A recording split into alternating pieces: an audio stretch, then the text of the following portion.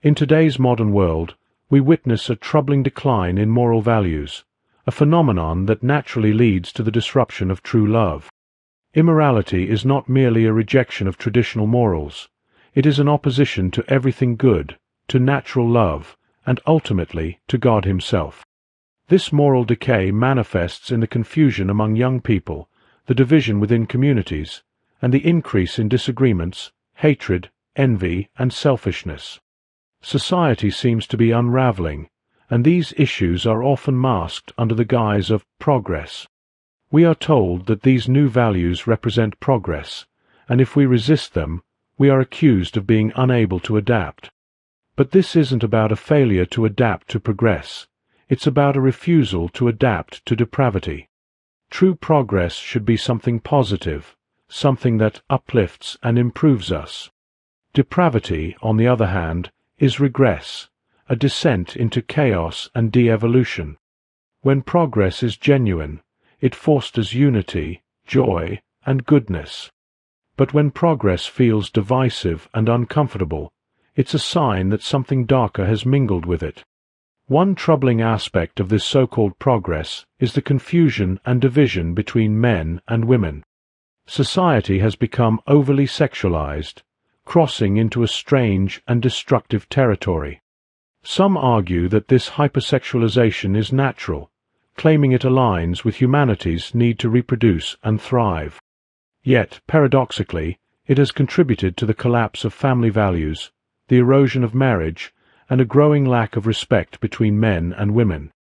Instead of fostering life and unity, this overemphasis on superficial desires has sown discord and even led to declining birth rates. What we see now resembles a gender war, fueled by a culture that objectifies and dehumanizes individuals. The Internet and social media, tools once meant to connect people, have ironically deepened estrangement and loneliness.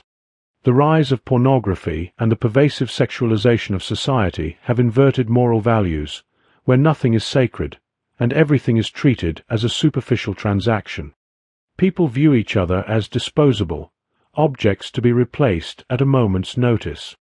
But humanity cannot flourish on this path. True life and love require something deeper, something rooted in honesty, selflessness, and mutual respect. Depravity is the natural enemy of love. It is love's opposite. To heal and thrive, we must rediscover the sacredness of human relationships and the profound dignity of every person. In this context, I believe religious values are more vital than ever. However, this isn't about claiming that religious people are better than others. Sadly, religious individuals today are often just as selfish and immoral as anyone else. This is also evident throughout history, where people committed countless crimes in the name of God. I personally believe there was never, in the history of human race, a society that embodied true religious values.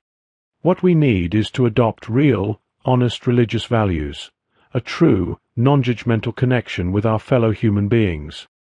We are all God's children, called to live as one global family. Yet, at this moment, we are moving in the opposite direction.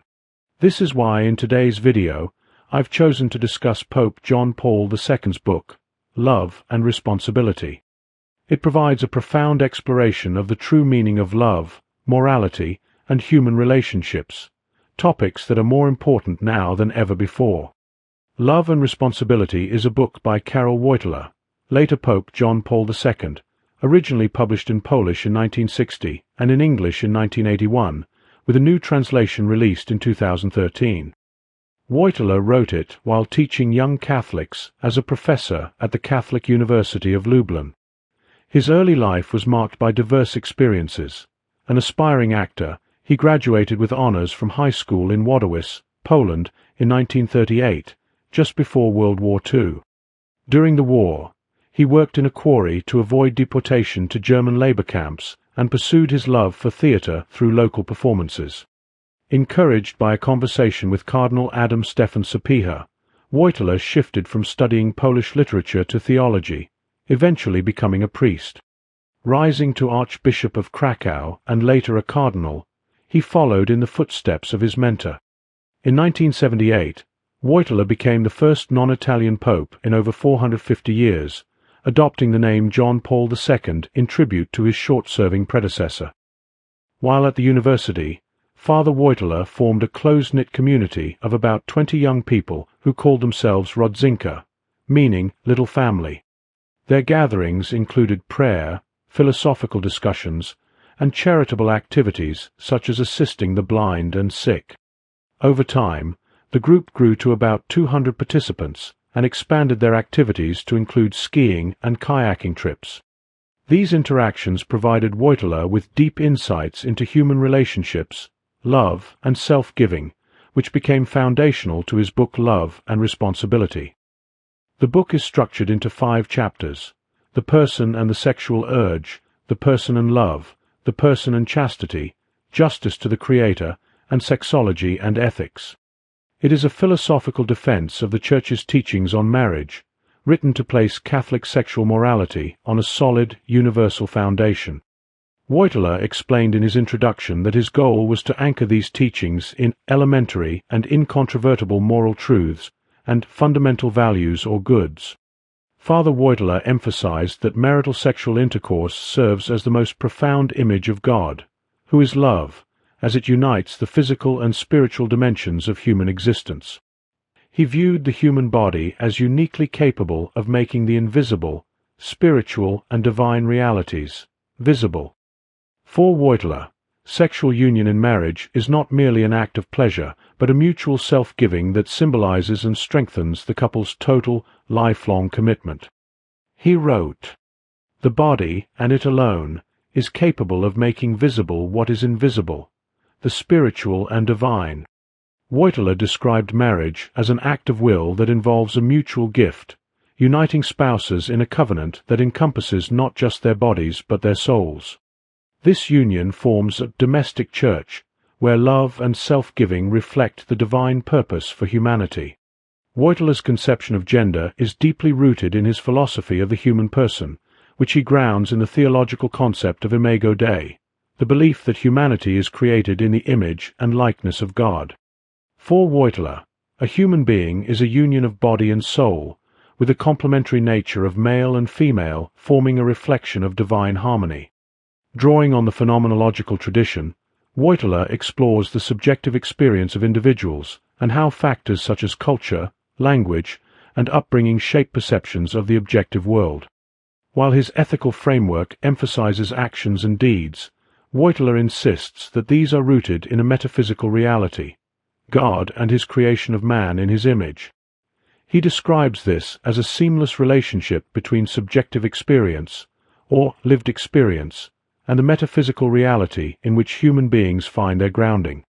This inner life, as Wojtyła calls it, represents a person's conscious perception of themselves as an acting self, one who is rooted in and realizes their identity within the divine order. From this perspective, human relationships and the complementarity of the sexes are not merely social constructs, but are woven into the fabric of creation itself. Because God exists as a trinity, a relationship of perfect love, human beings, created in his image, are also called to exist in relationships of love. The differences between men and women, far from being sources of division, are fundamental to this relational existence. Their physical and spiritual complementarity reflects a profound truth. The visible reality of their bodies reveals the invisible essence of their souls. Wojtyła argues that the complementarity of male and female bodies serves as a sign of their ability to unite in love. This union is not just physical, but represents a mutual self-giving that mirrors the divine love of the Creator. While men and women are equal in dignity as bearers of the divine image, their differences are what enable them to enter into a unique, coherent union. For Wojtyła, this union is central to understanding humanity's deepest identity, to love as God loves, in a communion of self-giving that reflects the very nature of existence as rooted in divine reality. This vision of gender and complementarity profoundly shaped his later theological work, including his papal writings on marriage, family, and the dignity of human life. In Love and Responsibility, Father Karol Wojtyła begins with a profound analysis of the verb to use and a critical examination of the ethical system known as utilitarianism. He describes utilitarianism as a moral framework that prioritizes the maximization of pleasure and the minimization of pain as the ultimate guide to human actions. While this approach may initially seem appealing, Wojtyła argues that it inevitably subordinates other essential values, including the intrinsic value of the human person, to the pursuit of pleasure. In doing so, persons are reduced to mere objects, means to the end of maximizing pleasure for oneself or others. Wojtyła notes that utilitarianism presents a semblance of altruism, but he exposes how this supposed selflessness ultimately devalues the human person. If, while regarding pleasure as the only good, I also try to obtain the maximum pleasure for someone else, and not just for myself, which would be blatant egoism, then I put a value on the pleasure of this other person only insofar as it gives pleasure to me. It gives me pleasure that someone else is experiencing pleasure. If, however, I cease to experience pleasure, or it does not tally with my calculus of happiness, then the pleasure of the other person ceases to be my obligation, a good for me, and may even become something bad. I shall then, true to the principles of utilitarianism, seek to eliminate the other person's pleasure because no pleasure for me is any longer bound up with it, or at any rate, the other person's pleasure will become a matter of indifference to me, and I shall not concern myself with it.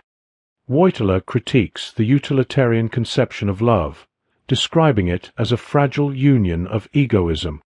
Such a love exists only as long as it brings mutual pleasure and avoids any unpleasantness or conflict. This type of relationship is, in Wojtyła's view, fundamentally disingenuous. Love, in this utilitarian conception, is a union of egoism, which can hold together only on condition that they confront each other with nothing unpleasant, nothing to conflict with their mutual pleasure.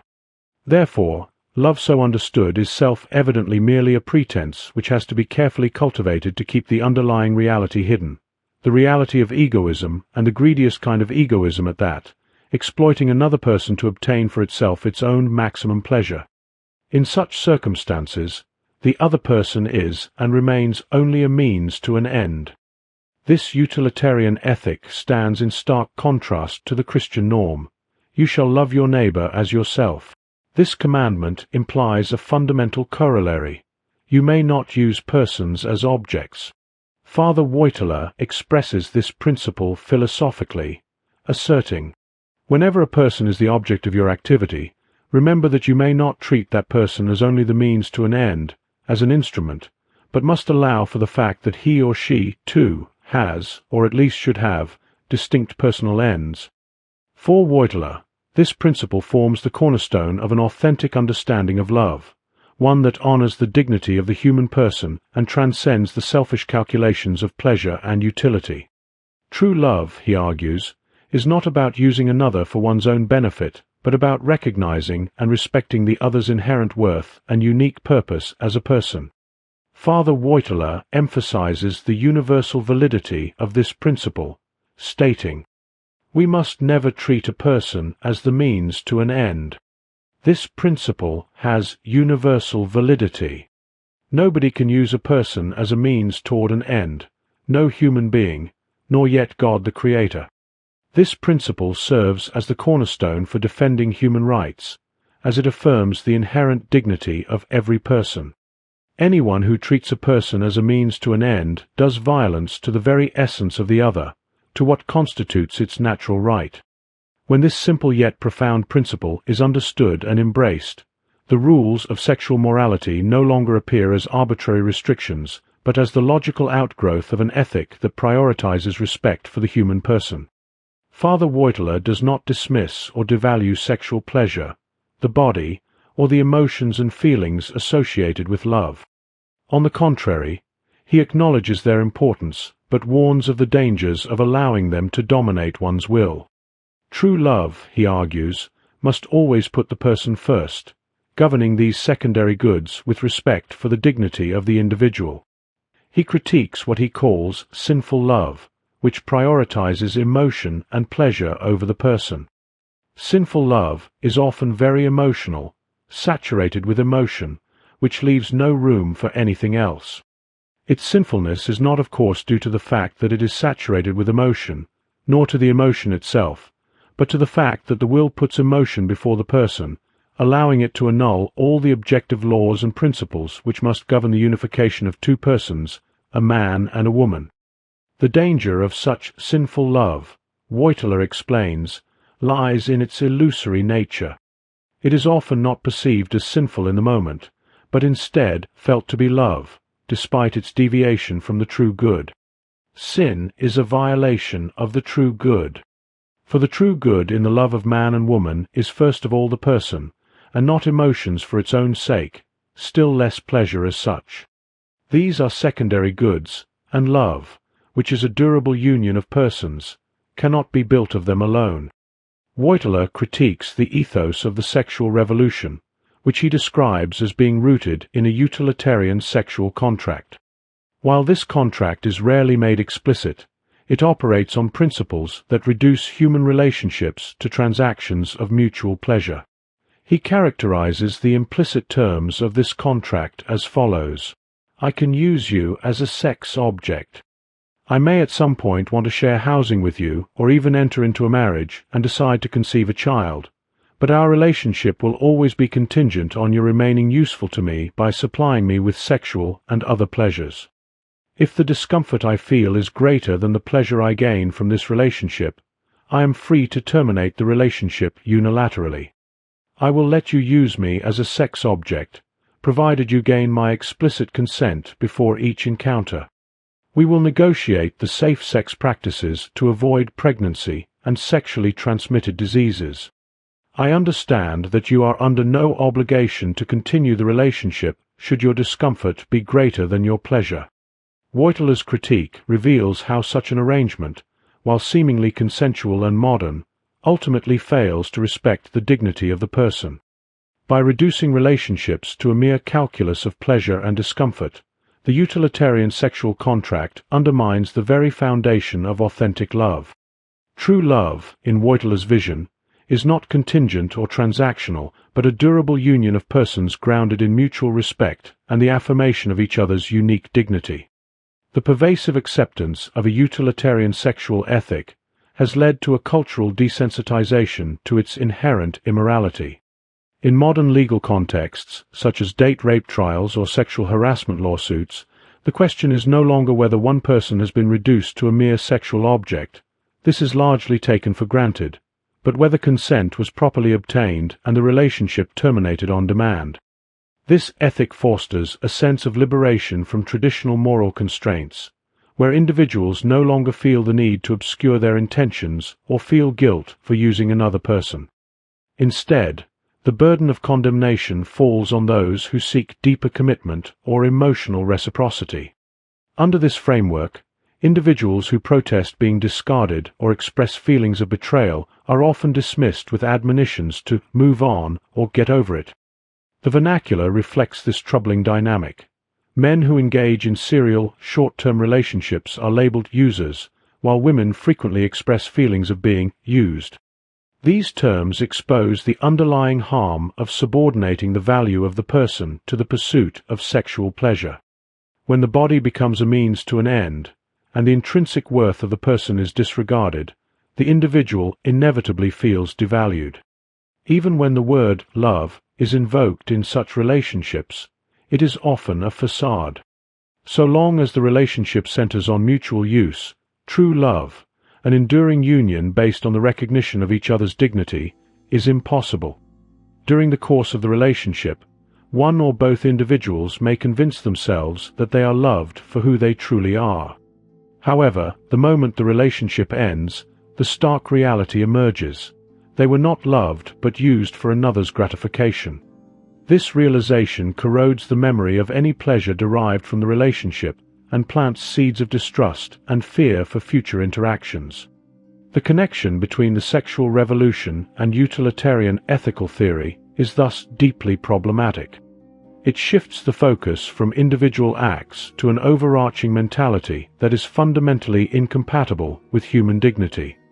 When this utilitarian mindset takes root, even marriage, traditionally a covenant of mutual love and respect, may fail to provide a remedy. Couples habituated to using each other as objects of sexual gratification before marriage are unlikely to automatically shift their perspective after marriage.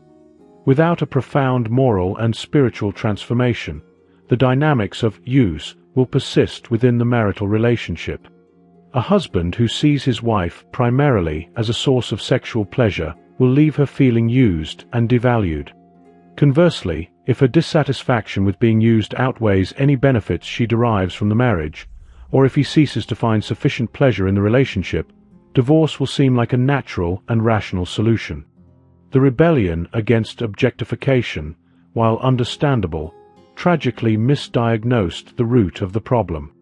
By equating liberation with the embrace of sexual freedom, women inadvertently deepen their entanglement in a utilitarian framework that prioritizes use over love. The promise of empowerment through control of one's sexuality became a double-edged sword. While women gained the ability to dictate terms of engagement, the terms themselves remained rooted in a paradigm that valued bodies as commodities and reduced persons to objects of pleasure. This strategy has only intensified the pressures placed on women to present themselves as idealized sexual objects. In seeking to use men, women face the same standards of visual and physical perfection that were once imposed unilaterally. The result is a commodification of the female body on an unprecedented scale, where the burden to attract and retain attention necessitates endless self-modification. Women must perfect themselves, not for their own sake, but to meet the expectations of potential partners who have little commitment beyond the immediate gratification of their desires. The emotional toll of such relationships is immense. The modern woman, reduced to a user and used simultaneously, finds herself trapped in a cycle that corrodes her sense of self. To use another as an object requires emotional detachment, a hardening of the heart that runs contrary to the relational and empathetic nature many women value. For those who care deeply about the feelings and well-being of others, this detachment creates internal conflict, as it demands they suppress their natural inclinations in favor of a calculated utilitarian approach. It is little wonder, then, that many young women long for respect and recognition as persons rather than objects. However, the path to such recognition is often obscured by the very culture of use they seek to escape. Having internalized the norms of user or used relationships, many struggle to conceive of a different way to connect with others. They may hope that respect for their professional achievements or talents will fill the void left by being treated as sexual objects. Yet, while respect for accomplishments can affirm one's abilities, it cannot address the deeper yearning to be loved and valued as a whole person. True respect and love are inseparable from a genuine recognition of the dignity of the person. A man who respects a woman's achievements but continues to use her as a sexual object fails to see her as a complete being. For the woman, this disconnect is not merely a perception but a lived reality.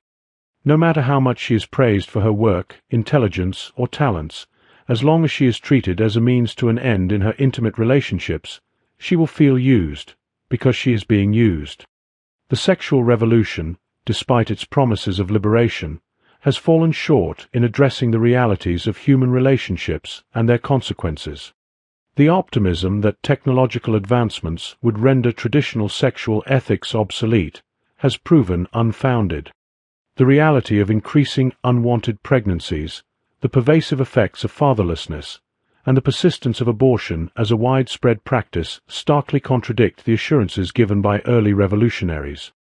Additionally, the explosion of sexually transmitted diseases, including new and incurable strains, underscores the failure of this so-called progress. Yet, the proponents of the sexual revolution remain undeterred. Their solution to these mounting issues is more of the same: an intensified focus on safe sex education, wider dissemination of contraception, and relentless promotion of condoms. This approach, however, imposes a new set of restrictions under the guise of liberation. The promise of spontaneity in sexual encounters has been replaced by a regimented adherence to precautionary measures.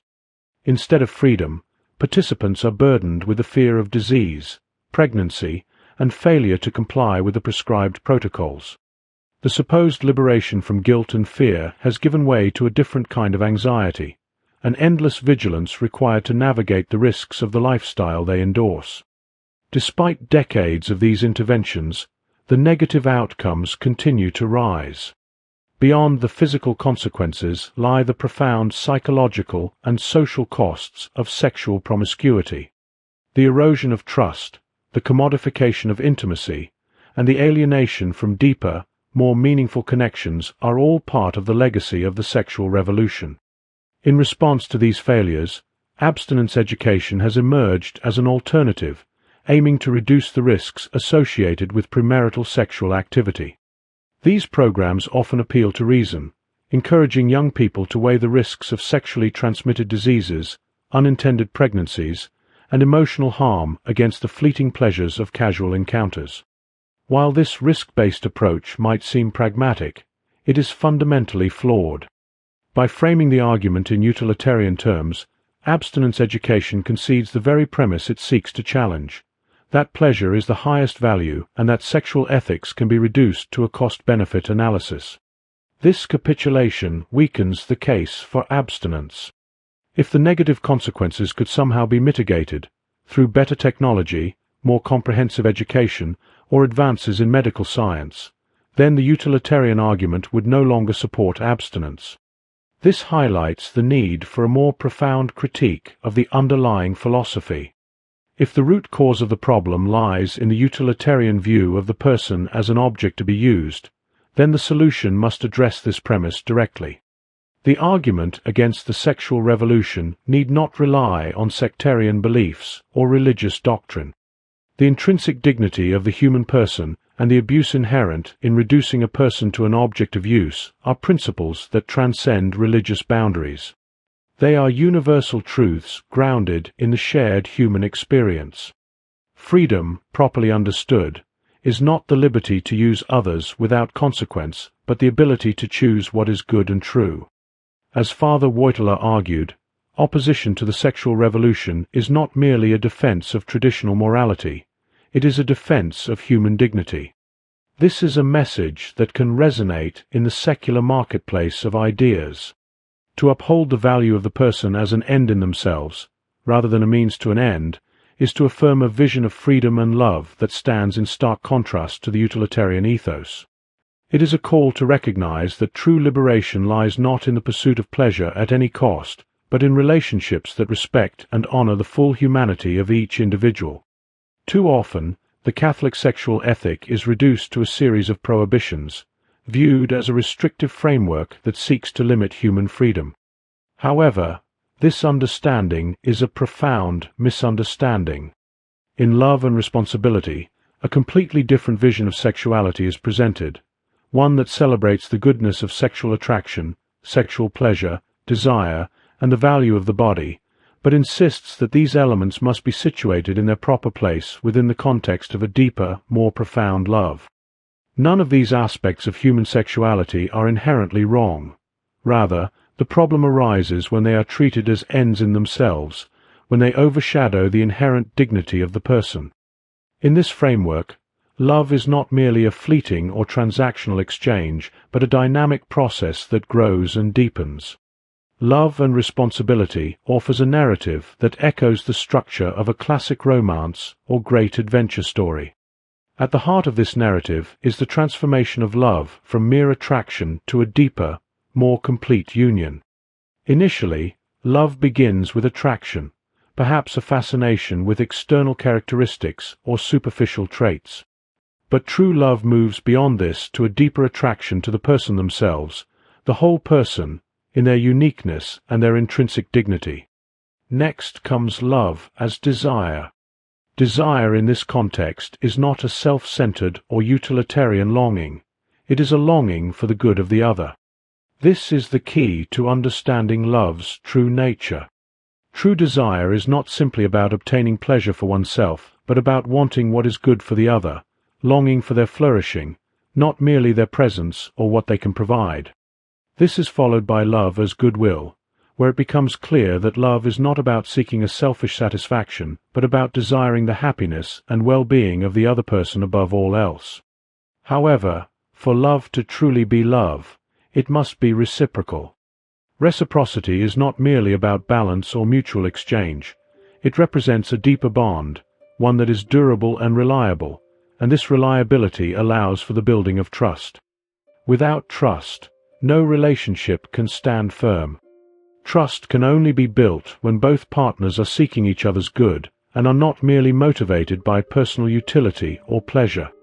A relationship based on mutual respect and goodwill, where neither person sees the other as an object for their own satisfaction, forms the foundation for the deep, meaningful love that all people long for.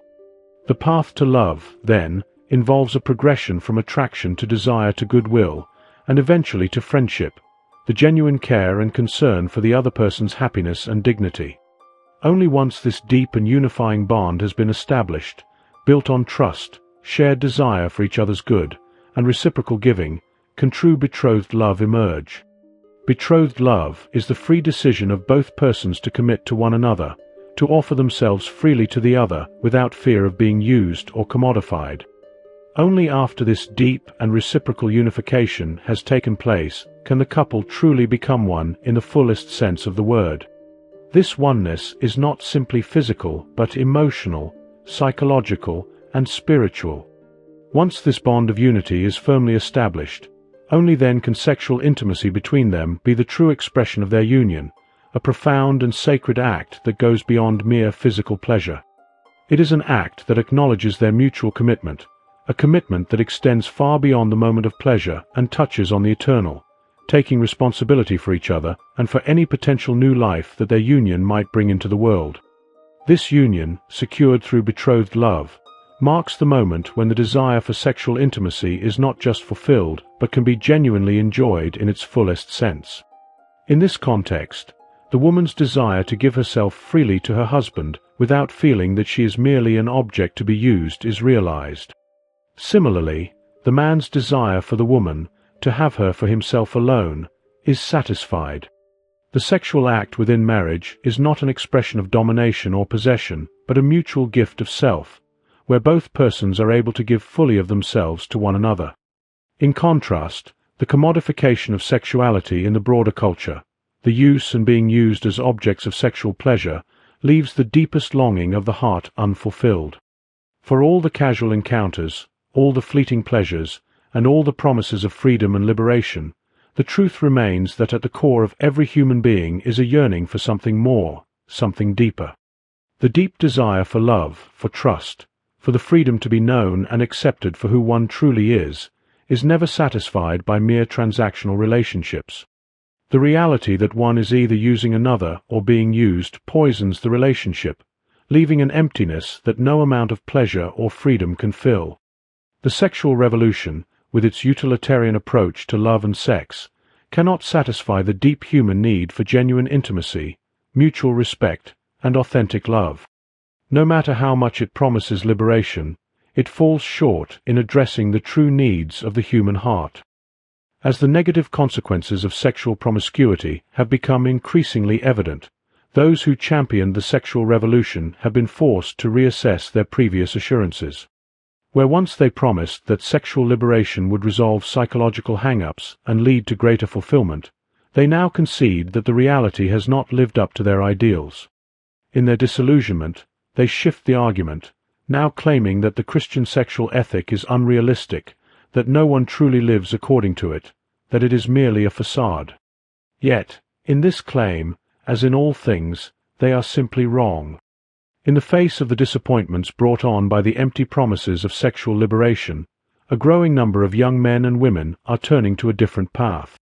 Many of them, having tasted the bitter fruit of unfettered sexual freedom, are discovering a profound truth. True love is not found in the pursuit of endless pleasure, but in the sincere gift of self.